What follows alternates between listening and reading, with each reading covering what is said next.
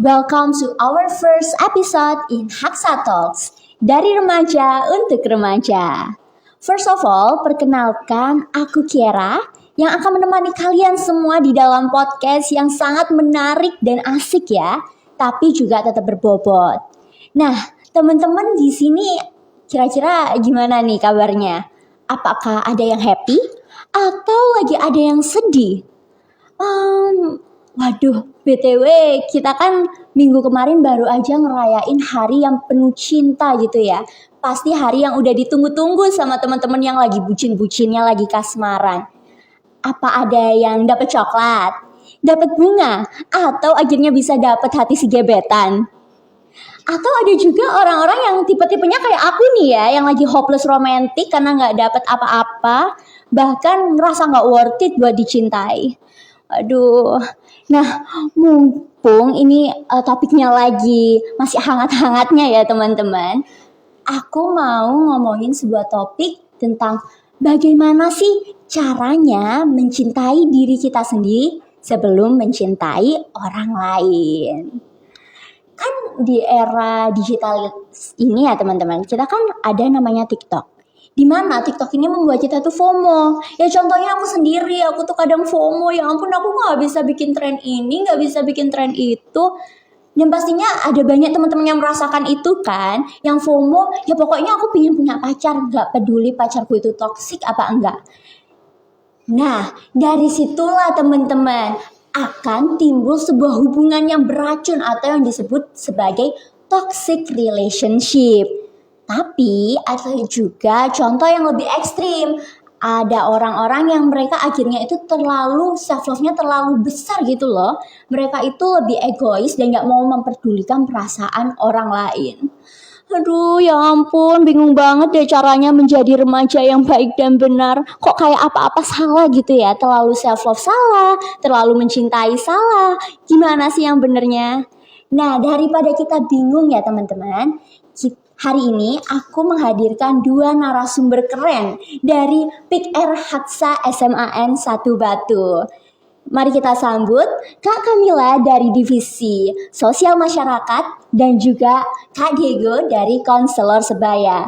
Halo Kak Kamila, halo Kak Diego. How are you today? Halo. Kenalin, aku Kamila ya. Kabarku baik banget hari ini. Jadi aku kenalin dulu ya. Perkenalkan, nama aku Kamila Tulmira dari Divisi Sosial Masyarakat PIKR Haksa SMA Negeri 1 Batu. Kalau temen yang di samping ini siapa yang namanya? Kalau nama saya Cihian Diego Awalwardana. Nah, saya sendiri berasal dari salah satu divisi PIKR Haksa juga. Divisi apa itu? Divisi Konseling Sebaya. Mungkin penjelasan konseling sebaya sendiri mungkin sedikit asing ya nama konselingnya. Tapi konseling sebaya itu sistemnya mirip seperti tanda kutip BK, di mana kita memberikan bimbingan konseling tapi sebagai teman, tidak sebagai guru ataupun orang tua. Begitu. Nah, aku nih penasaran nih Kak Kamila dan juga Kak Diego. Sebenarnya apa sih PIKR itu? Tadi kan udah ngomongin tentang konseling. Nah, sebenarnya PIKR itu apa sih? Oke, jadi sebenarnya PIKR itu adalah salah satu organisasi gitu ya. Salah satu organisasi yang ada di sekolah, yang ada bayar di sekolah, bisa di sekolah, di desa gitu ya. Yang merupakan salah satu organisasi yang dibawahi oleh BKKBN dan juga merupakan suatu organisasi yang sebenarnya kepanjangannya adalah Pusat Informasi dan Konseling Remaja. Seperti namanya, maka PIKR itu merupakan suatu organisasi yang fokusnya adalah memberikan informasi yang dibutuhkan oleh remaja-remaja yang mungkin memiliki permasalahan-permasalahan gitu ya, dan juga menjadi pusat konseling ya, tadi yang seperti disebutkan untuk meminta saran atau mungkin curhat-curhat gitu ya mengenai permasalahan-permasalahan yang sering dialami oleh seorang remaja gitu. Nah, saya mau nambahkan juga nih. Tadi kan Kak Kamila sudah menjelaskan mengenai PIKR secara berbentuk latar belakang. Nah, PIKR secara bentuk strukturnya gimana sih? PIKR itu ada berbagai macam jenisnya ya teman-teman. PIKR itu ada PIKR desa atau generasi remaja juga. Ada juga PIKR sekolah. Nah, kebetulan PIKR yang kami join saat ini, PIKR yang kami adakan saat ini adalah PIKR di tingkat sekolah di SMAN Negeri 01 Batu. PIKR sendiri punya banyak sekali divisinya teman-teman. Selain ketua dan wakil ketua, ada juga bendahara, sekretaris, dan juga ada berbagai divisi-divisi yang difokus untuk berbagai macam hal. Contoh, ada PS atau pembimbing sebaya atau pendidik sebaya, di mana mereka akan melakukan penyuluhan dan informasi berkala kepada khalayak umum. Ada juga sosial masyarakat, di mana mereka memiliki tanggung jawab untuk membuat public relation dan memberikan image yang baik untuk PR. Jadi kayak humasnya PR gitu ya. Mungkin bisa dibilang humas ya, ini kan Humasnya sebagai pendidik Wah. PR humasnya PR. Ya, ada juga Datacom yang bertanggung jawab untuk memegang berbagai macam hal-hal digital dan publishernya dari tim PR bisa sendiri. Dan juga tentu saja ada KS atau konseling sebaya yang bertanggung jawab memberikan bimbingan secara individual dan secara lebih personal. Dan juga ada pengelolaan kelembagaan dan masih banyak lagi yang memiliki peran penting dalam PR itu sendiri. Gimana Kak Kiara? Waduh, ini menarik banget ya tentang penjelasan tentang PR itu sendiri. Dan untuk teman-teman mungkin ya yang lagi butuh konseling, butuh teman-teman yang mendengarkan, yang pastinya privasinya itu terjaga kan, bisa langsung hubungi Kak Diego. Oke, langsung aja kita ke materi yang pertama gitu ya Kak. Ke pertanyaan yang pertama. Sebenarnya kita kan sebagai seorang remaja, kita tuh sering lihat di TikTok kayak, wah kita harus self love nih, kita harus mencintai diri kita sendiri. Tapi kita nggak ngerti sebenarnya self love itu gimana. Mungkin dari Kak Camilla dan Kak Diego bisa dijelaskan? Sebenarnya mencintai diri sendiri itu sama aja kayak semisal mencintai orang lain. Kalau semisal kita mencintai orang lain, kita tuh memberikan yang terbaik untuk mereka. Kita menghormati mereka, kita menghargai mereka. Nah, ketika kita menyayangi diri sendiri sama aja sebenarnya. Menyayangi diri kita sendiri, mencintai diri kita sendiri, dan juga memberikan yang terbaik untuk diri kita sendiri. Oke Kak, kalau misalnya itu kan kita selalu berpikir bahwa kadang ada anak-anak yang self love, itu mereka lebih ke arah egois nih. Nah itu apa sih hubungannya antara self love dan juga egois? Sebenarnya penggunaan kata self love dan egois diri secara penggunaan kata dan latar belakang kata itu memang sangat berbeda. Self love itu kan mungkin kata serapan Inggris ya, yang dimana self itu kalau kita terjemahkan secara cuma-cuma dalam mentah artinya adalah Mencintai diri sendiri, betul. Iya kan? Itu self love. Nah, egois sendiri adalah sebuah kata sifat yang bersifat negatif, berkonotasi negatif dari bahasa Indonesia sendiri. Egois itu artinya apa? Mengutamakan dan hanya mementingkan kepentingan pribadi di atas semua kepentingan umum. Itu egois. Nah, apa sih perbedaannya ini kalau secara penerapan nih? Penerapannya sendiri sebenarnya perbedaannya itu cukup mudah dikenali sebenarnya. Oke, gimana nih Kak perbedaannya? Kan kita tahu ya, self love itu adalah seseorang yang berusaha mengapresiasi diri sendiri, berusaha mengapresiasi usahanya mereka, dan berusaha untuk mungkin bisa kita bilang mencintai diri sendiri dan menghargai apa yang telah mereka lakukan. Nah, sedangkan kalau egoisme adalah tindakan di mana mereka tidak memperdulikan orang lain. Nah, Kak Kiara nih, selain ada self love dan egois, ada satu kata yang mungkin Kak Kiara lupa bahas. Apa tuh Kak? Narsis. Iya. Oke. Orang-orang yang kayak hidup sama orang narsis itu pada akhirnya kayak menderita gitu Yes, kayaknya. betul. Iya. Mereka tuh kayak apa ya? Drain energi banget ya si orang narsis itu. Nah, kalau yang sebenarnya kalau dari egois atau narsis, yang paling dekat ke self itu narsis. Ketika orang self love-nya over, dia akan memasuki sifat yang namanya narsis. Di mana dia tuh kalau dalam bahasa Inggris adalah world revolves around her, di mana dia itu cuma berfokus pada diri sendiri. Oke. Mereka pingin dia yang disorot, mereka pingin dia disanjung. Obsesi terhadap diri sendiri. Main karakter gitu kan ya, ngerasa kalau dirinya itu sebagai main karakter di dalam semua kehidupan orang lain. Nah, ini menarik banget sih Kak ya, soalnya banyak banget orang-orang yang menempatkan Oh Kak, ini ada bel, iya betul banget. Kita tunggu dulu ya teman-teman.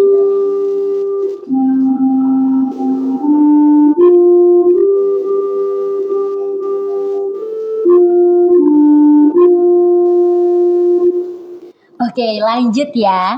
Nah, ini tadi sampai mana nih? Tentang self love. Ada banyak orang yang bilang kalau self love itu kadang berhubungan sama narsistik dan juga egois. Nah, kalau misalnya menurut dua kakak ini ya, apakah self love itu sepenting itu buat diri kita seorang Gen Z? Apakah ketika kita nggak self love itu bisa mengganggu kesehatan mental kita gitu? mungkin bisa dari Kak Camilla dulu. Kalau menurut aku dan juga menurut banyak pakar dan juga menurut banyak penelitian, tentu aja pasti ada dampak berkelanjutannya. Ketika kita tidak bisa mencintai diri kita sendiri, kita itu tidak bisa memberikan waktu, tidak bisa memberikan penghargaan yang pantas kita dapatkan, gitu ya. Ketika kita sudah bekerja keras di dalam satu hari ini 24 jam, kita mungkin 5 jamnya kita buat belajar, 5 jam lainnya kita buat untuk mengerjakan tugas dan lain sebagainya. Maka waktu-waktu yang kita habiskan itu ya harus bisa dihargai. Nah, kalau misalnya kita nggak punya self love, kita akan selalu merasa bahwa hal-hal yang kita lakukan gitu ya, not enough, kita selalu merasa nggak cukup. Pada akhirnya yang rugi, yang nggak enak, yang dirugikan ya diri kita sendiri juga. Betul banget. Yang capek diri kita sendiri juga. Kalau semisal Kak Kira sendiri, kalau semisal nggak mencintai diri sendiri, biasanya ngapain kalau bisa meningkatkan feel-nya tadi itu? Kalau misalnya aku lagi insecure gitu, lagi nggak mencintai diriku sendiri, aku tuh lebih ke arah dirinya nggak termotivasi gitu loh Kak. Jadi aku tuh kalau misalnya aku habis mengerjakan sesuatu yang membuat aku merasa itu berat gitu kan, aku pasti akan mengusahakan untuk memberikan self reward seperti yang Kakak katakan sebelumnya. Dan mungkin itu juga bisa dilakukan oleh banyak remaja lainnya nggak sih?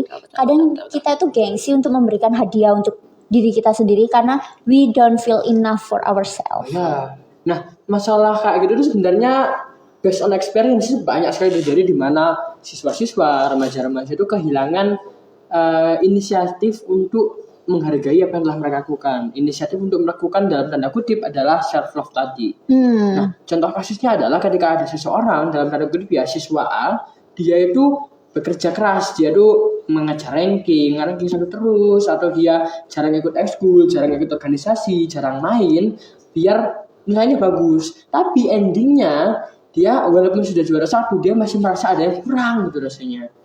Dan akhirnya dia terus berusaha sampai ada sebuah ungkapan yang namanya itu overheat atau overwork, yang dimana dia itu capek dan dalam tanda kutip breakdown ya, jadi marah-marah tiba-tiba nggak jelas, terus nggak paham dia lagi ngapain, terus kayak apa ya, omongannya itu mulai ribet sendiri lah.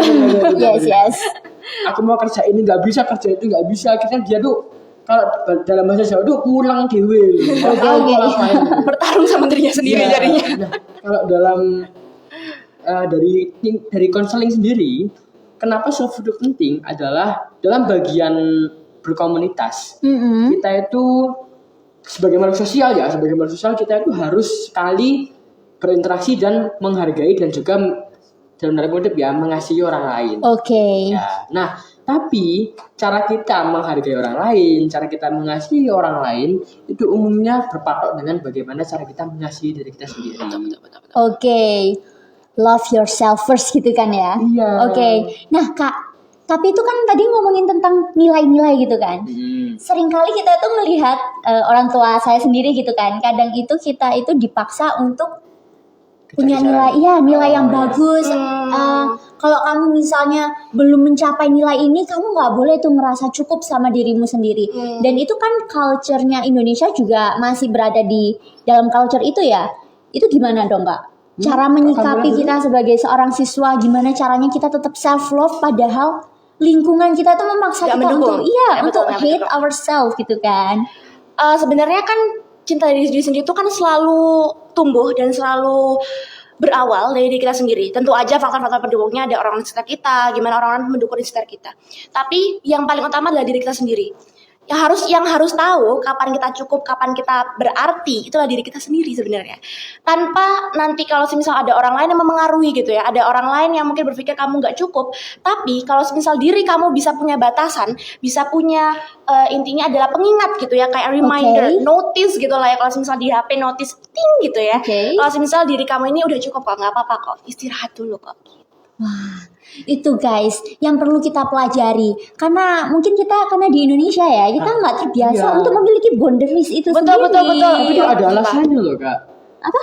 Ada alasannya kenapa? Ada sebuah habit seperti itu. Nah, ini sekedar informasi ya teman-teman. Ini membahas, kan kalau kita membahas mengenai hal seperti ini, kita pasti akan menyenggol yang namanya kultur atau budaya. Yes, nah, betul. Budaya orang Indonesia itu apa sih? Nah, Indonesia itu bagian dari negara Asia. Dan negara Asia itu dikenal dengan negara yang bekerja keras. Value-nya di sini, nilainya. Nilai itu. Dan mereka bekerja keras itu umumnya bukan seperti negara-negara barat Eropa. Mereka bekerja keras itu seperti belajar dan untuk memajukan teknologi, memperluas daerah. Itu kan kerja kerasnya orang Eropa, orang barat. Nah, kerja kerasnya orang Asia itu bertani, beranak, dan aku dulu ya. Oh ya, oke. Dan juga beternak, dan juga mungkin membuat berbagai macam kerajinan. Jadi mereka tuh creating, mereka tuh bukan produk jasa yang baik, tapi mereka adalah produk barang yang luar biasa bagus. Orang Asia seperti itu. Nah, Indonesia bahkan sampai generasi sebelum kita, itu generasi milenial, masih menjunjung tinggi nilai luhur untuk tetap bekerja keras, dan mereka akhirnya membuat sebuah kebiasaan bahwa kalau kita nggak lari, kalau kita nggak menekan diri kita sendiri, maka kita dalam tanda kutip not enough, nggak bakal cukup. Betul. Wah, ternyata ini ada sisi antropologinya ya. Jadi kita melihat dari habitus dan juga culture yang ada di Indonesia. Nah, berarti kita tuh sebenarnya intinya ya, sebagai seorang Gen Z kita akhirnya harus lebih belajar, apalagi kita lebih tahu tentang hal seperti ini. Mungkin orang tua kita yang dahulu mereka nggak ngerti nih, wah sebenarnya boundaries itu apa ya, apalagi kita hidup di Jawa juga yang punya rasa sungkan gitu kan. Sedangkan sekarang karena teman-teman tahu, kita berharap teman-teman bisa memiliki boundaries yang kuat buat diri kalian sendiri untuk juga menjaga kesehatan mental kalian. Oke Kak, ini tadi dari faktor orang tua. Sekarang aku mau ngomongin dari faktor media sosial, khususnya TikTok. Karena aku sendiri tuh sering ngerasa insecure itu gara-gara TikTok. Ini gimana nih Kak? Kok Kamila dulu aja. Aku takut dulu aja. Jadi kalau semisal sekarang gitu ya, kita kan selalu tanda kutip bercermin ya gitu ya terhadap orang-orang sekitar kita. Salah satunya karena ada platform-platform media sosial yang baru kayak misalnya TikTok, Instagram, dan masih banyak lagi. Maka cara kita bercermin, informasi yang kita dapatkan, standar yang kita punya itu akan semakin tinggi dan akan semakin banyak. Kalau misal saran aku sih buat keunikan kamu sendiri. Oke, be yourself gitu ya Kak ya. Bikin sesuatu yang beda gitu. Oke. Self branding, bikin branding yang beda dari orang lain. Ketika kamu ngelihat TikTok ataupun postan dari orang-orang, branding mereka tuh beda-beda sebenarnya. Yes, betul. Mereka tuh dicap, mereka tuh diberikan kemasan seperti apa sih sebenarnya gitu ya. Bahwa salah satu cara untuk mencintai diri kita sendiri adalah mengetahui apa sih kelebihan dan juga kekurangan kita, dan juga membuat branding maupun membuat suatu cap terhadap kita sendiri berdasarkan kelebihan dan juga kekurangan itu gitu maksudnya. Sehingga ketika ada suatu kelebihan, kita tuh bisa memanfaatkan kelebihan itu dengan baik, dan juga ketika ada kekurangan maka kita bisa bisa mengevaluasi gitu ya, mengevaluasi kekurangan itu. Kalau sama Kak Diego gimana? Sebenarnya kalau membahas media sosial, walaupun kita memang membahas personal ya teman-teman, tapi kita harus mengetahui faktor-faktor lain. Nah, sebenarnya dalam ini sekedar informasi untuk teman-teman, dalam bersosial, berusaha dan bekerja, dan juga mungkin dalam tanda kutip mengasihi, dalam belajar mencintai, itu ada banyak faktor. Ada faktor pribadi dan juga ada faktor luar. Nah, faktor luar adalah faktor-faktor yang kita nggak bisa kendalikan. Iya. Faktor X. Nah, faktor media sosial adalah faktor yang dibawa dari luar, faktor yang jujur sangat di luar kendali kita. Apakah kita mau standar TikTok seperti ini? Apakah kita mau cowok-cowok di IG seperti ini? Kita kan nggak bisa memilih. Nah, sebenarnya fungsi dari media sosial sendiri adalah untuk memberikan sebuah informasi, sebuah kajian, dan sebuah pembagian ide-ide. Namun karena saking luasnya dan saking bebasnya pemberian ide tersebut, bukan berarti semua ide yang di sana bagus. Karena beberapa ide-ide yang masuk karena saking bebasnya dan tidak tersaring ya, ada ide-ide yang dalam tanda kutip tidak terlalu bagus atau tidak dicerna dengan baik masuk ke sana. Nah, itu juga kemampuan untuk memfilter informasi ya Kak ya. Apalagi kita kan nggak bisa ya kayak ngontrol orang lain, nggak boleh ngepost ini. Nggak bisa. Itu kayaknya mau dibuat UU juga orang ini juga nggak akan mendengarkan gitu kan. Itu juga bagian dari kebiasaan manusia. Soalnya di generasi kita, bahkan dari generasi milenial, ada sebuah kebiasaan yang namanya itu cancel culture. Oh iya ya. Itu sangat terkenal. Dan itu terjadi ketika mungkin kalian pernah dengar kata-kata pejuang keyboard di Twitter, dan juga mungkin cewek-cewek netizen atau mungkin apa namanya tuh Karen Amerika. Akhirnya itu Ibu-ibu marah-marah. iya. Ibu-ibu marah-marah. Standarisasi yang dibuat oleh masyarakat di generasi kita itulah yang membuat branding kita mengikuti mereka. Nah, itu yang menghilangkan kebiasaan untuk self love. Kenapa kalau kita self love dan nggak menuruti keinginan mereka, kita takut di Judge, yes. Judge dan kultur itu hal yang penting. Betul, ini kebiasaan netizen di Indonesia ya. Jadi intinya kalau kita mau sehat mental dengan bermedia sosial dan tetap self love, kita harus memfilter tontonan kita. Iya. Dan juga kita harus tahu apa informasi yang harus diikutin, harus ada juga informasi yang harus kita tolak dan ya untuk diri kita sendiri ya, tanpa kita meng-cancel orang lain. Seperti itu. Iya. Nah, ini menarik banget sih teman-teman, karena di Indonesia algoritmanya isinya kayak yang bermanfaat lebih sedikit daripada yang Waduh. bermanfaat gitu Aduh, kan. kita kurang Waduh, tahu. Kok agak bahaya gini kok ya bahaya ya bahasanya? gini ya. Tapi ya memang nggak salah. Karena aku sendiri selama ini pernah ya melakukan sebuah riset, banyak anak-anak yang mereka nggak tertarik nih buat menonton sesuatu hal yang yang isinya edukasi gitu. Oh iya. Yes. Mereka lebih suka nonton yang sesuatu yang cinta-cinta, menimbulkan dopamin atau membuat mereka sedih gitu. Sebenarnya nggak salah.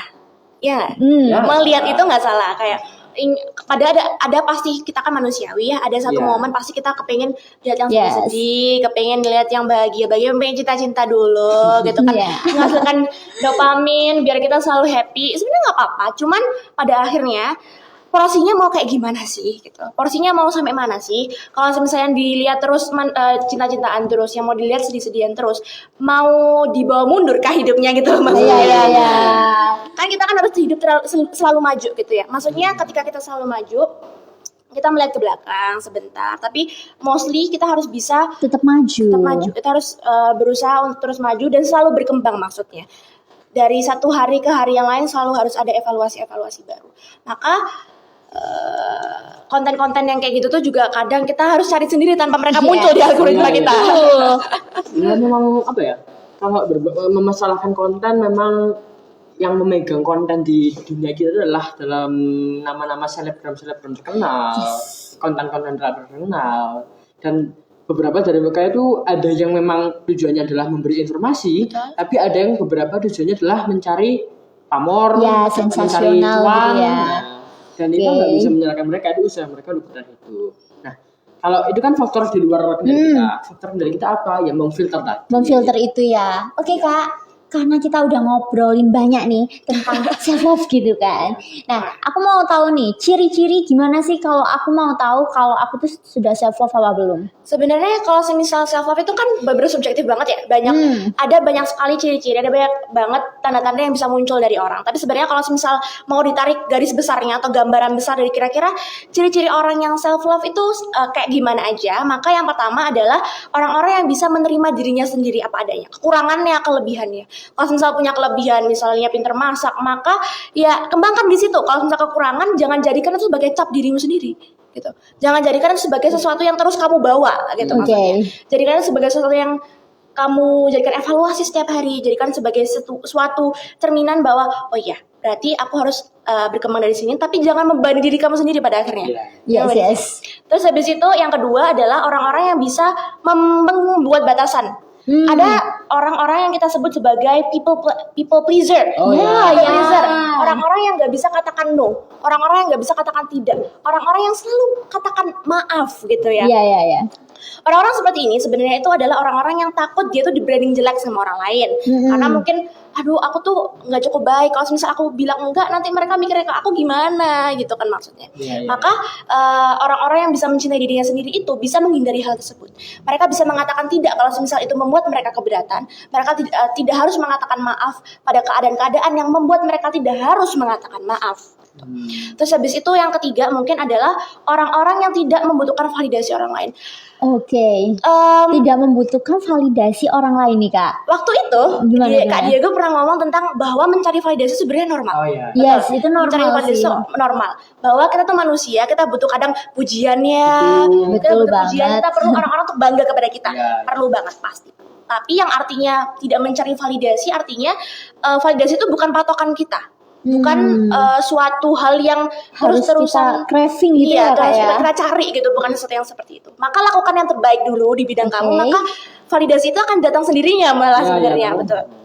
Terus habis itu yang keempat sebenarnya adalah orang-orang yang bisa berani keluar dari hubungan yang menurut mereka beracun atau merugikan bagi mereka. Oke.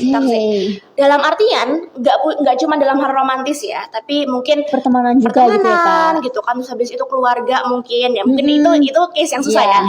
Case yang susah itu case Udah yang susah. beda ya. Beda nih. Tapi kalau misalnya dalam hal pertemanan, percintaan, kita harus bisa berani keluar dari hubungan yang memang merugikan kita, karena orang-orang yang tidak memiliki self love, artinya tidak memiliki batasan, sehingga tidak memiliki batasan itu yang akhirnya membuat mereka tidak berani untuk keluar dari hubungan yang tidak sehat itu tadi. Gitu sih. Oke, mungkin ada tambahan dari Kak Diego? Sebenarnya mungkin saya sebagian besar setuju dengan Kak Kamila. Cuma untuk teman-teman yang berada di studio dan teman-teman yang berada di rumah masing-masing menggunakan media sosial, ada satu hal yang harus kita pahami mengenai self love. Kita harus sadar bahwa kenapa sih orang itu nggak mau self love, dan sempat disinggung kenapa orang menjadi people pleaser. Yes. Jadi teman-teman, kita harus menekankan ya untuk semua teman-teman yang ada di sini dan ada di luar, kita harus tahu bahwa people pleaser, orang-orang ber-people pleaser, mereka bukan pelaku. People pleaser adalah korban, di mana sebenarnya people pleaser adalah sebuah hal yang tragis menurut saya. Kenapa? Karena people pleaser adalah mereka yang saking takutnya kehilangan rumah Mereka sampai betul, begging gitu ya, Kak ya. Betul. Manusia itu lahir dari berbagai macam perspektif, lahir dari berbagai macam orang tua, berbagai macam latar belakang, dan berbagai macam keluarga. Dibentuk dari lingkungannya, Dibentuk lingkungannya. dibentuk dari orang-orang sekitar. Dan karena keberagaman yang luar biasa beragam tersebut, bukan tidak mungkin kita akan bertemu dengan orang-orang yang tidak cocok dengan kita. Oke. Tapi ada kalanya ketika seseorang bertemu dengan seseorang yang sebenarnya tidak cocok dengan mereka, tapi mereka ingin berada bersama mereka. Ada. Jadi misal ada si A dan si B. Si A dan si B ini bagaikan ibarat yang ini balon, yang ini ku kaktus. Oke. Mereka tuh nggak bisa. Oke, saling menyakiti ya. Nggak bisa bareng. Cuma Heeh. si B yang si balon ini karena dia memiliki dan sudah menggantungkan kebahagiaannya kepada si A, dia berusaha untuk membahagiakan si A walaupun itu dia mengurangi si B. Jadi people pleaser adalah korban teman-teman, di mana mereka tidak mau kehilangan rumahnya, tidak mau kehilangan lingkungannya, tidak mau kehilangan orang-orang yang mereka sayang, karena mereka takut bahwa jika mereka hilang, Emang ada yang ganti? Emang ada yang ganti. Emang ada yang bisa ganti gitu kan? Cuma ampun. keraguan-raguan dan kekhawatiran mereka yang berlebih melahirkan sebuah kebiasaan adalah aku harus membuat mereka bahagia agar mereka tidak pergi. Itulah yang menyebabkan people pleaser. Jadi kita harus menyadari people pleaser itu harus kita bantu teman-teman. Aduh. Yes, dalam banget boleh ya. kita Salahkan. dia ada people pleaser kita manfaatkan yuk. Iya, kita Aku nggak jadi takut bisa. batagor, pengen tugasku dong gitu. Jangan. People pleaser itu orang-orang yang sudah struggling, butuh bantuan. Kita harus memberikan sedikit informasi bahwa kamu itu cukup kok. Mau kamu bantu aku, mau kamu bantu dia, mau kamu nggak membantu siapapun, kamu sudah berusaha sebaik mungkin. And it's okay. And it's okay. You're enough. Iya. You're Tidak enough. ada yang menuntut kamu untuk membantu orang lain. Oke. Waduh, ini dalam banget ya teman-teman. Ternyata people pleaser, karena aku melihat sendiri banyak teman-teman yang people pleaser gitu ya di sekitar kita, ketika mereka itu akhirnya itu berusaha terlihat perfect banget, terlihat selalu happy, selalu tersenyum gitu loh. Dan kita juga ditekankan lagi oleh Kak Kamila tadi tentang boundaries ya teman-teman. Kalau kita memiliki boundaries, pastinya kita akan kita akan terhindar dari people pleaser. Karena kita tahu, waduh aku nggak bisa nih. Wah ini batasanku di sini. Kalau kamu melewati batasan ini, berarti aku akan marah sama kamu. Aku akan berkata tidak sama kamu. Nah, seperti itu. Oke, setelah kita ngomongin tentang ciri-ciri nih, Kak. Nah, ini apakah ada gimana caranya kita tahu dan kita menghindari kalau kita itu egois? Karena kan biasanya orang self love itu sama dengarkan seperti egois. Nah, seperti itu. Gimana mungkin Kak Kamila bisa Agak bingung ya. Ini pertanyaan yang sulit ya.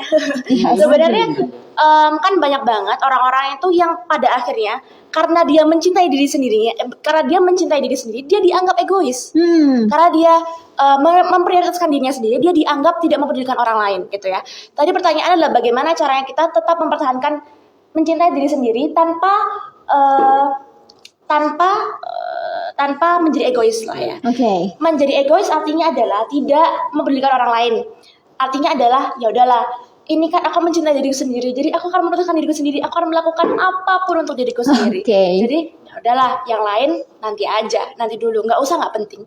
Itu adalah egois. Maka yang harus kita lakukan adalah sekali lagi solusinya adalah Seimbang. Yeah. Mencari keseimbangan, mencari habit lah, mencari suatu kebiasaan yang bisa membuat kita intinya kita tidak melewati batasan di mana kita merugikan orang lain, gitu ya. Kita tidak merugikan orang lain, tapi dalam artian kita tetap bisa menjaga kesehatan diri kita sendiri dengan intinya tetap baik kepada diri kita sendiri, gitu sih. Itu sebenarnya pertanyaan yang tricky ya, karena setiap orang kan subjektif banget ya. Setiap orang punya kasusnya sendiri-sendiri. Ada banyak yang mungkin kita bisa memberikan jawaban yang lebih pasti kalau misalnya akan ada lebih detail gitu ya, kondisinya apa, faktornya apa. Itu nanti mungkin kalau semisal konseling ke adiknya gue boleh tuh. Boleh. Nah, untuk teman-teman yang ingin konseling jadi untuk konseling sebaya itu memiliki nomor dan mungkin nanti bisa dihubungi di akhir video atau mungkin di caption video dan di awal video. Mungkin bisa sekarang menghubungi, nggak usah kan ya teman-teman. Dan sekedar informasi, konselingnya bukan cuma saya. Jadi kalau penontonnya takut kalau merasa nggak aman sama Kak Diego bisa sama yang lainnya. Nggak bosan kok, nanti tenang aja, nggak bosan. Aduh, ini kita ngobrolinnya tadi udah yang berat-berat gini ya Kak. Ini makin berat ini kayaknya pertanyaannya ya Kak. Oh, ada pertanyaan. Pertanyaan lagi Kak, pertanyaan lagi. Ini juga pertanyaan yang selalu saya tanyakan ke diri saya sendiri. Kapan saya siap untuk mencintai orang lain? Kapan saya tahu saya bisa mencintai orang lain? Dan mungkin teman-teman di sini juga bertanya-tanya ya, kapan sebenarnya kita bisa mencintai orang lain? Kapan kita siapnya? Mau Kak Kamila dulu atau gimana? Ya kan nggak nanya. Sebenarnya kapan kita bisa mencintai orang lain? Pertama, banyak banget orang-orang. Sebenarnya banyak banget hubungan-hubungan manusia yang didasari bukan karena mereka mencintai diri mereka sendiri. Artinya mereka belum mencintai dirinya mereka sendiri, tapi mereka sudah mencintai orang lain. Ada beberapa kasus di mana, gitu ya. Ada beberapa kasus di mana orang-orang yang tidak bisa mencintai dirinya sendiri ini menemukan cara untuk mencintai dirinya sendiri karena dicintai oleh orang lain. Karena orang lain mencintainya, maka dia bisa menemukan value yang mungkin dia tidak lihat di diri sendiri. Oke. Ketika kita tidak bisa melihat value-value itu, maka ada orang lain yang menyadarkan itu. Ada orang lain yang bisa membantu itu. Maka jawabannya adalah tergantung. Orangnya ya. Tergantung. Kamu mau kayak gimana? Tergantung kamu orangnya seperti apa. Tergantung kasusnya seperti apa.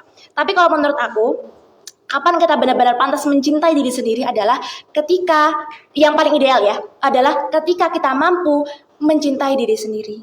Oke, soalnya kan dari pengalamanku sendiri nih Kak ya, ketika aku itu jatuh cinta misalnya, aku lagi suka sama orang ketika aku belum settle gitu ya, sama diriku sendiri. Aku belum cinta sama diriku sendiri.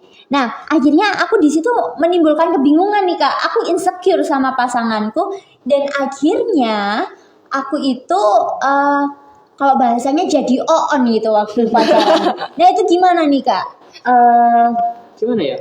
Sebenarnya cara kita mengetahui sudah cukup mencintai diri kita tuh kapan sih? Ya nggak bisa. No one know ya. Nggak ada yang tahu. Cuma ketika kita mulai mencintai orang lain dan ketika orang lain itu pergi dan kita mulai kehilangan kebahagiaan, berarti kita kurang mencintai diri kita sendiri. Betul. Jadi patokannya gampang kok sebenarnya. Ketika kita bisa bahagia tanpa orang lain, ya kita sudah cukup untuk mencintai diri kita sendiri. Sesimpel itu. Kalau kita bisa bahagia tanpa bantuan orang lain dan kita masih bisa bahagia, itu berarti kalian sudah bisa self love. Kalau kalian sudah bisa membahagiakan diri sendiri, jangan lupa membahagiakan orang lain. Kayak gitu aja. Karena cinta yang kita Karena cinta yang kita punya untuk diri kita sendiri bisa kita bagikan ke orang-orang Bisa. sekitar kita. Tapi harus kebagian sendiri juga. Ya betul, ya itu dulu. harus kebagian Step dulu. pertamanya dulu. Cintai diri sendiri dulu, baru cintai orang lain. Nah, jangan sampai diri kita nggak kebagian gitu, nggak sih Iya, Kak? Nah ini, dari kita ngomongin itu, kita langsung ambil ini ada pertanyaan yang cukup menarik nih Kak. Mengingat bahwa proses mencintai diri sendiri adalah perjalanan yang berlangsung seumur hidup, apakah kita pernah mencapai titik akhir dalam self love? Kayak kita udah mencapai di titik aku sangat mencintai diriku sendiri. Seperti itu. Gimana Kak? Gimana? Kalau menurut aku enggak. Enggak, oke. Karena mencintai diri, seperti yang sudah di-mention sebelumnya, mencintai diri sendiri itu adalah proses umur hidup. Ada momen dimana kamu sayang banget sama diri kamu sendiri, ada momen dimana kamu merasa kamu gak bisa dicintai, selalu ada naik turunnya, selalu ada up and downs-nya, selalu ada momen dimana kamu mikir bahwa ya aku menang nih, oh iya berarti berarti aku udah keren banget, nggak apa-apa nih orang lain, aku bisa nih mencintai orang lain. Tapi ada juga momen dimana kita mengalami kegagalan, dimana kita akhirnya nggak merasa bahwa diri kita deserve untuk dicintai, atau mungkin kita tidak berada dalam titik dimana kita bisa mencintai diri kita sendiri karena kita mengalami kegagalan. Maka yang perlu diketahui adalah tidak ada titik akhir dari mencintai, tapi kita bisa terus berusaha. Oke. Kita bisa terus berusaha, kita bisa terus konsisten dalam mencintai orang lain, dalam mencintai orang lain, mencintai diri sendiri, Kak. dalam mencintai diri sendiri, dalam mencintai diri sendiri. Artinya kita harus selalu konsisten dalam mencintai diri sendiri. Kita harus selalu punya usaha-usaha untuk mencintai diri sendiri. Artinya kalau misal udah kerasa nih, aduh kayaknya aku udah mulai kayak kurang menghargai diri sendiri nih, maka takes time. Ambil waktu untuk diri sendiri, evaluasi, terus habis itu mungkin lakukan hal-hal yang kamu cintai, lakukan hal yang kamu sukai, refleksikan diri kamu sendiri agar pikirannya lebih tenang, agar kamu menemukan kembali struktur dari kira-kira mau dibawa kemana, atau tenangkan diri terlebih dahulu gitu. Jadi kalau kesimpulannya adalah tidak ada, tapi adalah proses seumur hidup. Jadi normal kalau misal ada naik turunnya. Oke. How about you Kak Diego? Sebenarnya ya secara singkatnya tidak ada waktu di mana kamu sudah cukup mencintai dirimu sendiri. Karena gimana ya? Mencintai sendiri kan memang sebuah kata aksi. Dia bukan kata kondisi, dia aksi. Jadi aksi yang ya berlanjut, bukan kondisi. Kalau dicintai itu kondisi, kalau mencintai itu aksi, beda hal. Nah, kalau dicintai kita bisa dicintai sekali terus puas sampai seumur hidup, mungkin bisa-bisa aja. Tapi kalau mencintai sekali doang terus sudah cut off, sudah selesai cukup, itu nggak bisa ya teman-teman. Karena itu aksi itu berkelanjutan, selalu berkelanjutan. Dan dalam hidup ada ribuan, ratusan, bahkan mungkin jutaan cara untuk mencintai diri kita sendiri. Menteri dengan makanan, tidur, Ya, Dan cukup tidur itu yang adalah salah satu paling basic, Yes, paling dasar. paling self cara reward, paling paling nyaman simple. cara paling nyaman untuk mencintai diri sendiri adalah tidur. Istirahat Yes. toh. Itu luar biasa bagus. Istirahat toh. Nah, tidur terus sekedar nonton film itu ngerti diri kita sendiri. Makan terus kita Atau mungkin menyendiri gitu nggak sih Kak? beberapa orang sih kamu iya, ada juga. orang kayak gitu. juga. Jangan takut menghabiskan uang kalian. Maksudnya jangan habis deh ya. Jangan habis Terus ya. ya. Jangan takut spend money, jangan takut mengeluarkan uang untuk membahagiakan diri kita sendiri. Jangan takut untuk bayar uang untuk membeli buku, menonton film, bermain game. Selama kita punya uangnya dan selama itu memang jatah kita untuk mendapatkannya. Jadi ya cukup apa enggak? Ya kecuali kamu bisa main game, tidur, makan dalam satu hari yang sama, ya nggak bakal cukup. Kan kita harus melakukan Kegiatan lain ya? Ya harus bertahap, mencintai diri sendiri bertahap. Nggak bisa tiba-tiba bertahap. Ada banyak aksinya kok. Oke. Wah ini pembahasannya udah mulai kritis gitu ya, mulai ser-ser gitu ya, pertanyaannya mulai aneh-aneh nih. Nah ini ya Kak, pertanyaan selanjutnya yang aku juga sering tanyakan ketika aku tuh misalnya mau jatuh cinta, itu adalah seperti ini. Apakah ketika aku gak mencintai diriku, it mean hubunganku juga gak akan baik-baik saja? Apakah hubungan yang hubungan yang baik-baik saja itu dipengaruhi ketika kita mencintai diri kita sendiri? Oke. Seperti itu. Sebenarnya gini, kalau peluang hubungan sehat itu terjadi dan juga terbentuk itu akan lebih banyak dan juga lebih besar ketika kita bisa mencintai diri sendiri. Dan sebenarnya balik lagi kalau semisal ada orang-orang yang memang belum mencintai diri sendiri tapi bisa ada di hubungan sehat karena orang ini tuh karena orang yang mencintainya itu ya bisa memberikan pandangan-pandangan, perspektif-perspektif yang dia tidak ketahui gitu, dia tidak bisa dia lihat. Kalau untuk Kak Diego sendiri? Sebenarnya apa ya? Ini karena dari Kak Kamila yang ngomong based on experience dan ya saya memang saya nggak enak aku memang sering dapatkan curhatan mengenai pacaran itu. Tapi kalau based on experience aku belum pernah pacaran ya teman-teman. Jadi sangat boleh dikritik. Jomblo berapa tahun Kak? 15 kalau ada 11 tahun ini doang. Info plus ya. Nah tapi gini teman-teman, berdasarkan cerita-cerita yang telah saya terima, ya berpengaruh. Dimana ketika seseorang nggak bisa mencintai diri mereka sendiri dan kemudian bergantung dengan pacaran sama orang lain, Betul. akan timbul sifat yang nggak enakin buat dua orang tersebut. Betul. Sifatnya itu namanya kalau di zaman itu namanya clingy. Oh, Kak, Pengen tapi terus-terusan. bukannya biasanya cewek itu cowok suka diklingi Ya, ya? kan nggak tahu ya, itu preferensi orang gitu. Tapi kalau dia Feeling yang berlebihan. Oke. yang timbul sifat-sifat overprotective, Betul. sifat-sifat yang harus selalu dibalas kalau Harus bareng sama dia. Harus bareng terus. VC terus kalau sama jam pelajaran. Ada yang begitu tuh, Pak. Kalau nggak apa namanya sleep call nggak bisa tidur nggak ada. Kasusnya itu ada sekali dan sering terjadi ketika seseorang sudah bergantung banget sama orang ini, dia lupa cara mencintai diri mereka sendiri. Jadi kalau orang ini Tinggalin, pergi kalau jangan kan ditinggalin. Orang ini lupa ngasih Kabar. perasaan. Itu mereka udah panik sendiri. Udah Panik sendiri. Iya. Jadi kita harus sebenarnya kenapa kita harus mencintai diri kita sendiri agar itu demi kebaikan bersama. Biar pacarmu itu nggak bergantung sama kamu dan kamu nggak bergantung sama pacarmu. biar sama-sama bahagia gitu kan maksudnya. Oke, ini kan sering banget soalnya kayak di zaman kita ini ya. Aku melihat khususnya aku nggak mau misoginis, tapi karena aku seorang cewek, pasti yang nyeritain aku cewek ya. Mereka itu kadang akhirnya mereka itu apa ya bahasanya itu kayak merelakan dirinya sama pacarnya gitu loh, kayak apapun I will do everything for you katanya. Kalau jatuh cinta bikin on mungkin itu ya karena kita akhirnya kita craving perhatian pasangan kita gitu kan, dan itu akhirnya membawa kita ke hubungan yang nantinya juga gak sehat. Mungkin karena pacarnya akhirnya ngerasa kayak waduh aku di craving ini, ya mungkin aja pasangannya bisa memanfaatkan mereka nggak sih kalau misalnya kita terlalu menunjukkan preferensi kita terlalu perhatian sama mereka. Oke, ini ya pertanyaan selanjutnya Kak. Pertanyaan selanjutnya, bagaimana mencintai diri sendiri dapat mengubah cara kita melihat dan menyelesaikan konflik dalam hubungan keluarga atau pertemanan? Nah itu gimana Kak? Jadi ketika kita bisa memiliki self love atau bisa mencintai diri sendiri, maka konflik yang kita berikan, yang kita terima ataupun kita intinya kita pokoknya ada suatu konflik yang timbul dari hubungan kita dan juga orang lain, mungkin dalam hal keluarga, teman, pasangan, secara romantis gitu ya. Maka ketika kita bisa mencintai diri kita sendiri, maka dalam penyelesaian konfliknya kita bisa memberikan solusi yang sama-sama menguntungkan kedua belah pihak.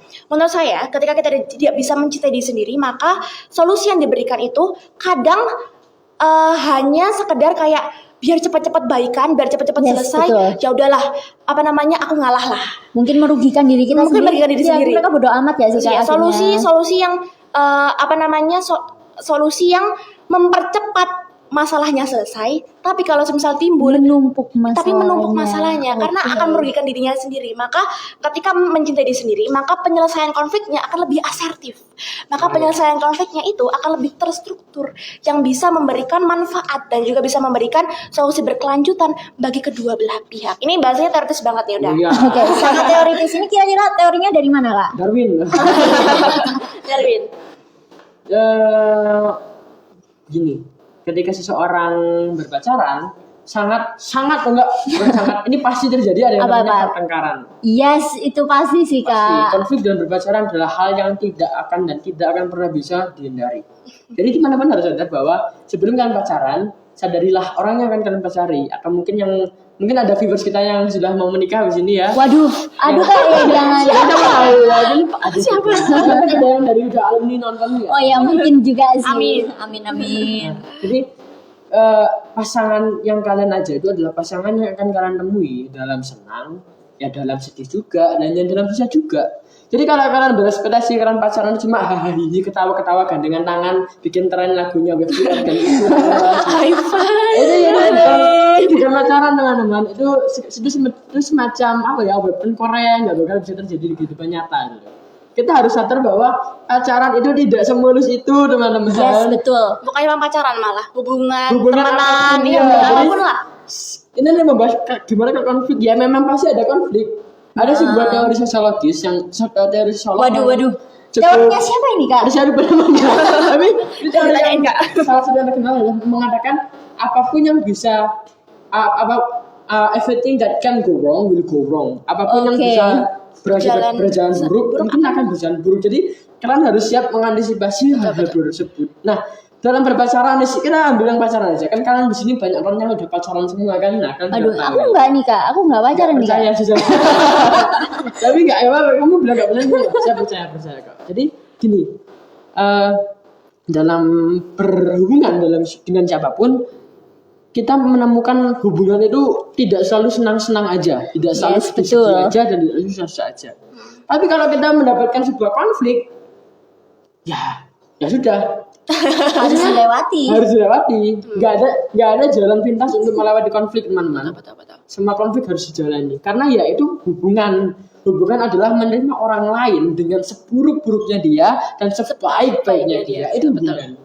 Terima semua konfliknya, jalani dan selalu setia bersama dia. Itu yang benar. Selesaikan. Nggak ada jalan pintasnya ya teman-teman. Oke, ya jalan pintasnya putus lah Kak. Wah itu jangan, nggak usah dong. Aduh ini Kak Diego sama Kak Kamila harus melihat kamera nih ya, biar penonton bisa melihat pesona wajahnya kalian yang ganteng dan cantik-cantik gini ya. Itu ada 2 kamera. Nah, dan ini aku juga ngerasa sih Kak, kadang itu ketika kita apa ya bahasanya tadi membahasnya itu tentang di dalam hubungan itu nggak ada yang mulus-mulus. Nggak ada. Nggak ada yang mulus-mulus. Tidak mungkin. Tapi mungkin karena pengaruh TikTok itu ya Kak ya. Pengaruh TikTok, drakor juga ya. Oke. Lagu-lagu musik-musik yang membuat kita wah everything will end with happy ending gitu kan. Dan misalnya aku sendiri ketika aku deket sama orang pasti aku akan berpikir aduh aku pokoknya harus happy ending nih sama orang ini. Padahal kan enggak. Dan itu kan menurut aku itu akan mengganggu cara pola berpikir kita, ya nggak sih Kak? Kayak akhirnya kita berpikir, waduh ini pasti hubungan harus berakhir dengan baik dan ini akan menyebabkan karena kita berpikir hubungan terlalu baik ini, kita ketika pasangan kita melakukan kesalahan, kita akhirnya mengamini. Padahal mereka tuh udah ngerti ini bukan hal yang baik, tapi karena mereka nggak mau berpisah, ya itu gimana Kak? Balik lagi self boundaries, memberikan batasan kalau menurut aku malah. Karena sepengalaman aku ketika berada dalam hubungan yang beracun itu, kamu itu masih selalu berharap kalau sebenarnya dia akan berubah. Kamu kan selalu berharap bahwa dia tuh loh pernah baik ke aku, dia pasti akan besoknya pasti dia akan baik ke aku. Meskipun mungkin pada akhirnya nggak akan seperti itu, tapi ekspektasi kita kan selalu begitu karena kita mencintai mereka, karena kita mengasihi mereka gitu kan. Maka yang bisa dilakukan adalah kembali lagi punya boundaries kalau aku, karena Boundaries ya. dulu ketika berada dalam hubungan yang kayak gitu aku nggak punya boundaries, aku nggak punya batasan. Artinya adalah aku akan melakukan apapun biar nih orang tuh tetap bareng sama aku, tetap memaafkan aku, dan juga pokoknya gimana caranya lah, meskipun nanti bertengkar tiap hari, meskipun nanti nanti ada kata-kata yang sebenarnya seharusnya nggak dikeluarkan gitu ya, tetap bertahan aja. Karena apa? Karena aku tahu mungkin dia akan berubah. Karena dia baik ke orang lain, mungkin dia juga akan baik lagi nanti ke aku. Nah, pemikiran-pemikiran seperti itu harus dihilangkan karena manusia itu dinamis. Yes. Manusia itu selalu berubah. Manusia itu nggak akan tetap sama. Dan biasanya ada kebiasaan-kebiasaan, kecenderungan-kecenderungan. Bella, tadi berapa lama nih kita udah? Udah berapa menit kita ngobrol ya? Saking asiknya gitu. lagi sibuk-sibuknya kak. Iya ya. Iya. Nggak berpikir ini. Kita juga berpikir dalam juga ini ya. Mereka juga. Oke. Next. Oh tadi belum diterusin kak Bahwa Kamila. ketika kita bahwa ada kecenderungan kalau misal kita makin sayang sama orang, kita makin gampang marah-marah sama dia. Iya betul Ada banget. kecenderungannya gitu malah. Iya.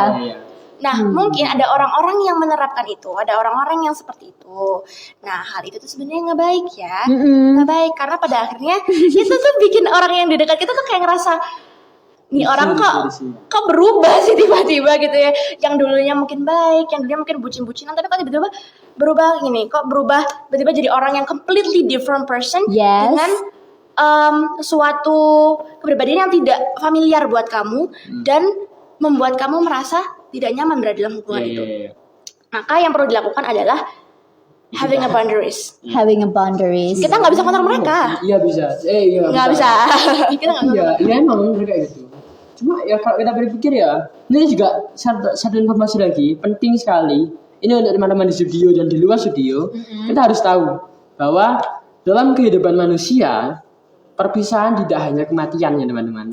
Yes betul banget. Perpisahan selalu terjadi di kehidupan manusia. People go, yes people Come come and and go. go. Jadi ya memang nggak bisa menahan orang untuk tidak pergi. Ya itu memang takdir kita. Meskipun quotes-nya klise tapi emang benar. Yes. Klise Faktanya- banget tapi benar. Karena saking dinamisnya manusia ya mereka juga come and go. Dan Nggak bisa kontrol. nggak bisa.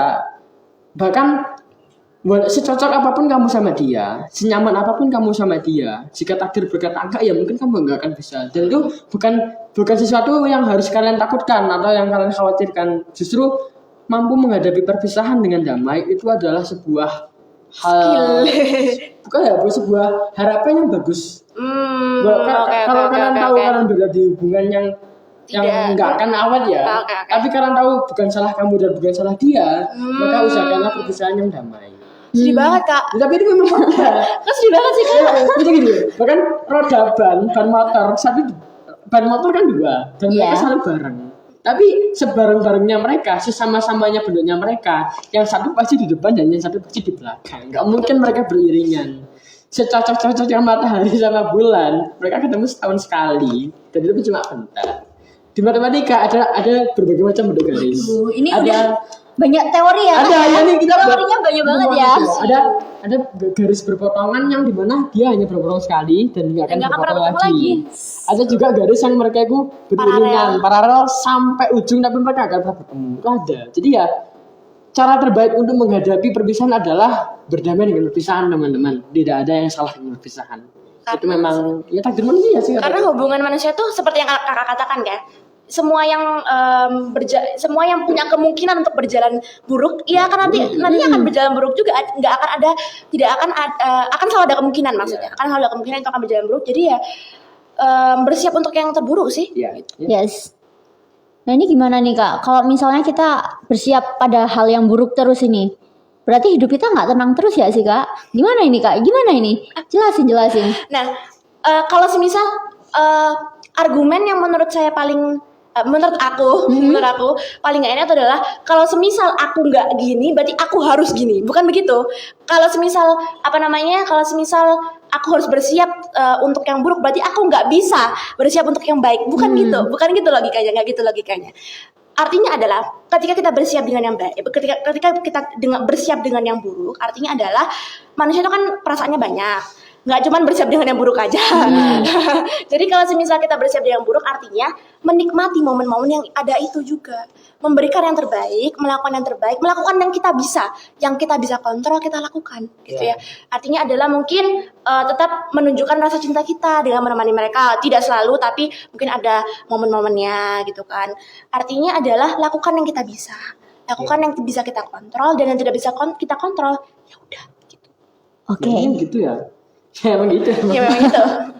Oke, last question ini ya. Apa dengan mencintai diri sendiri, kita menjadi lebih mampu menerima kritik dan masukan dari keluarga atau teman tanpa merasa terancam atau merasa orang lain nggak menghargai diri kita sendiri? Seperti itu. Gimana? Jadi kesimpulannya gimana pertanyaannya? Apakah? Jadi kalau misalnya kakak Kak Diego ini mencintai diri kita sendiri, Iya. dirinya Kak Diego sendiri. Lalu Kak Kamila mengkritik Kak Diego. Kak Diego ngerasa kalau itu bukanlah hal yang membuat ancaman atau Kak Kamila memarahi Kak Diego. Tapi Kak lebih menerima gitu loh. Menurutku bahkan salah satu skill mencintai diri sendiri adalah bisa membedakan kritik yang membangun dan juga komentar yang tidak relevan, kritik yang bagus, yang membangun, yang konstruktif, atau komentar yang tidak relevan yang pada akhirnya ya yang sebenarnya nggak sesuai dengan konteksnya, nggak sesuai dengan topiknya, dan juga malah menyerang personal. Betul kan, banyak yang begitu. Apa ya? Berdamai dengan diri sendiri jawabannya. Ketika kamu mengetahui apa kurangmu, kalau kamu sadar kamu kurang ini, maka kamu akan tahu orang ini menghina kamu sesuai fakta atau berdasarkan sebuah keinginan tidak enak aja gitu. Mereka nggak suka kamu aja gitu maksudnya. Wah ini pancabola aja kayaknya ini malah ya tapi ya memang sih ketika kamu bisa berdamai dengan dirimu sendiri, maka kamu akan bisa mengetahui orang-orang di sekitar kamu seperti apa sebenarnya. Karena kamu nggak akan berusaha menutupi kekuranganmu dan nggak akan berusaha memuaskan hasrat orang lain untuk melihat kamu seperti ini. Itu sih. Ada pertanyaan lagi? Wait, apa ya yang mau aku tanyakan lagi? Nah ini tadi kan tentang apakah dengan mencintai diri sendiri. Nah Kak, misalnya nih dengan aku mencintai diri aku sendiri, boleh nggak sih aku meng-cut off orang yang menurut aku toxic? Apakah itu bukan bentuk egois? Jawabannya boleh. Boleh banget. Boleh banget ya. Boleh banget. Kenapa nggak boleh? Boleh banget malah. Ada caranya ya. Tadi kamu posting, kamu wing gitu enggak? Karena kalau misalnya kita ngeghosting, malah mereka yang bertanya-tanya, malah mereka nggak bisa evaluasi. Oke. Kalau misalnya kita bisa mengomunikasikannya dengan baik, mereka mungkin punya masukan yang bisa bikin mereka lebih baik ke depannya gitu. Ya sebenarnya kayak gitu nggak apa-apa sih, karena memang ya kita harus bisa ya seperti yang aku ngomongin tadi banget bahwa people itu berubah dinamis. Jadi, ya kita bisa berekspektasi mereka berubah, cuma jangan berharap aja. Mungkin dengan kita evaluasi mereka kabar baik, mereka berubah kan nggak apa-apa. Yes. Tapi kalau enggak juga. Ya udah nggak apa-apa. Ya bukan urusan kita gitu ya. Yang penting kita kontrol aja diri kita sendiri gitu.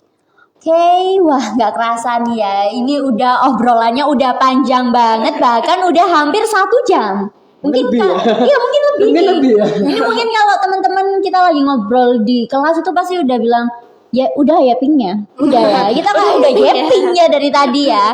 Nah, dari obrolan ini kita tuh bisa menyimpulkan bahwa self love itu bukan sekedar tren, tapi sesuatu yang benar-benar penting buat kesehatan mental kita. Dan sebelum mencintai orang lain, kita harus bisa menerima diri kita sendiri dulu. Nah, menurut Kak Kamila dan Kak Diego, apakah ada pesan-pesan, kesan terakhir untuk podcast kita hari ini? Nggak Kamila dulu, aku lagi aja. Aku gitu aja. Iya, kalau gitu nanti kata-katanya harus berdamage ya. Ya, harus berdampak ya. Berdamage, oke. Jadi pesan aku sih pertama Banyak ya. Pertama dan terakhir. Iya. Pertama dan terakhir, nggak apa-apa kalau semisal masih banyak konfliknya sama diri sendiri. Nggak apa-apa nanti kalau semisal ada merasa nggak bisa mencintai diri sendiri. Tapi selalu berusaha, berikan istirahat, berikan cinta yang cukup dan cinta yang kamu butuhkan dan cinta yang kamu memang butuhkan gitu sih. Yang memang kamu deserve gitu lah. Kamu deserve cinta, jadi berikan yang memang kamu deserve. Gitu. Berikan yang memang kamu deserve. Mulai dari diri kamu sendiri, jangan bergantung pada orang lain. Oke. Untuk Kak Diego? Mungkin ini untuk semua orang adalah jangan takut mencari bantuan. Ask for help, nggak apa-apa kan akan dibantu oleh teman-temanmu. Dan untuk mereka yang ingin mencintai dirimu sendiri, ingatlah teman-teman, mencintai diri sendiri itu adalah proses yang akan berjalan seumur hidup. Hari ini mungkin kamu berbahagia, bisa kamu mencintai dirimu sendiri, bisa berbahagia, nggak apa-apa. Mencintai diri sendiri itu proses, dan proses itu akan berjalan sepanjang hidupmu. Jadi bersiaplah. Oke, keren banget. Nah, sebelum kita mengakhiri podcast kita hari ini, aku ingin mengucapkan terima kasih untuk Kak Kamila dan Ya, Kak Diego sama-sama. yang telah mau menjadi narasumber yang cukup inspiratif dan memberikan mindset baru buat kita ya. Nah, terus juga aku juga mau berterima kasih buat teman-teman yang sudah menonton podcast kita dari awal hingga akhir ini.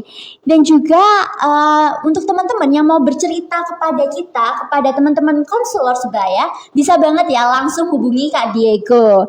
Nah, maka dari itu teman-teman penonton yang setia, semoga kalian bisa lebih memahami apa sih itu self love dan kapan kalian siap mencintai orang lain.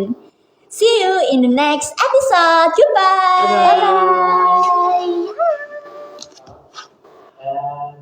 Bye-bye. Bye.